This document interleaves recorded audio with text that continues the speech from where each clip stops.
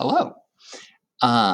So today, what I'm going to do is we're going to go ahead and we're going to do some of the how much would I weigh activity. I noticed that you guys were having some difficulty today. And so I want to make sure that I provided, you know, a resource for you. So today in class, we were going over this Google Doc right here, which was, we filled out the gravitational field strength of the Earth. We filled out the weight on a celestial object, and we did that in newtons, and then now we have it in pounds. And so I'm going to go ahead and just pick a sample planet and pretend that I'm on there, and just sort of bring you guys through the motions of these calculations. So my favorite planet is Mars. So I'm going to go ahead and highlight this entire column red. Some of you guys who did the extra credit would know that my favorite planet is Mars. And we'll go ahead and we'll do the calculations. So first and foremost, let's go ahead and calculate the gravitational field strength. So our equation for gravitational field strength, I went over in the slides today. But as a reminder, right, we need to take a look at this variable right here, which is big G, the universal gravitation constant. We need to look at this object, M1, and let's just call that the mass of our planet. And then we need to use this part, right, which is the distance between the centers. So if you're standing on Earth, then you are one Earth radius away, right? So if I'm right here and I'm going to go ahead and stand right here, then I am one Earth radius away. Okay, and so that gave us this equation over here. So I'm going to go ahead and advance the slides to give you guys this guy right here. Oops, and I used M2 for my slides and not M1. So same thing, but M2 is just going to be the mass of the planet. So what I'm going to be looking for is the mass of Mars and the radius of Mars. That way I could figure out the gravitational field strength. So good thing I have Desmos. So let's go ahead and let's type into Desmos. It's a really big web camera. So again, you can just type in fraction. So fraction, and let's go ahead and type in G. So G is 6.67 times 10 to the negative 11. And that is our universal gravitation constant. Let's go ahead and look at the mass of Mars. Okay, the mass of Mars is 6.4 times 10 to the 23.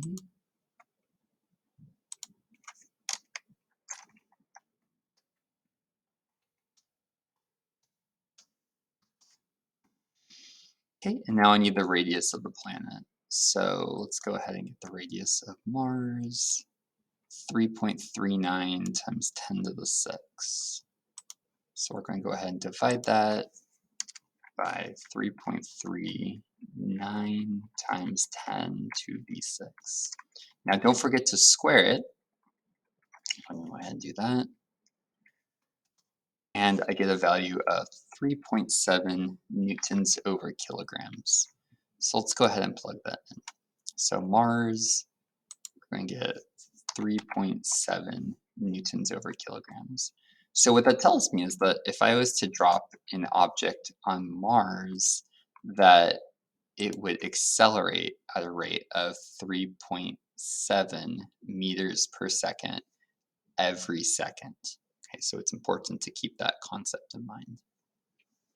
So there's more than one way to tackle the weight on the celestial object. You can either use the universal gravitation equation, which was, let me go ahead and adjust this toolbar right here. So I could go ahead and I could use this guy. The only thing that I would need to plug in is I would need to go to Desmos and add in my mass to that. So let's take this method, and then I'll remind you guys that you could also just use m times g, which is something that we covered in the forces unit. And so it's really up to you what you're going to do. So my mass right here was 76.7 kilograms. So I'm going to go ahead and go to Desmos, and I'm going to go ahead and take this equation, right? I'm going to copy and paste it. And I'm going to go ahead and add my mass. Now, I'm getting old, so I already forgot what my mass is. My mass is 76.7. So 76.7. Okay. And you guys would see that I have 284.9 newtons is my weight. Okay. As a proof that it would have worked to just use m times g, as a reminder, weight is equal to m times g, right? I go ahead and type in m, which was the 76.7, and I can multiply that by 3.7. And you'll see that I get the same answer, 284.9. So basically the same equation. This one may have been a little less rounding error using this one. So, okay, so 284.9 newtons. So I'm going to go ahead and write that in. So 284.9 newtons. And now it's just a matter of converting that to pounds. So you'll notice that on the top, I said that 1 pound is equal to 4.448 newtons. So let's go ahead and divide 284.9 by 4.448. So let's just say answer divided by 4.448. And you'll see that if I go to Mars, I'm going to weigh 63.8 pounds. So 63.8 pounds. Which is why in The Expanse, which is one of my favorite TV series, The Martians, they have to train in Earth's gravity to be able to fight the Earthers. So pretty fascinating. So you can see that I go from 170 pounds on Earth to 63 pounds, 63.8 pounds on Mars. So I hope that this video was helpful. You should hopefully be able to fill out the entire table. And I'm going to go ahead and throw a bonus point of extra credit for those who are watching the video, but a bonus point of extra credit if you color code every single row in this table. Okay? All right, have a good one. I hope this was helpful.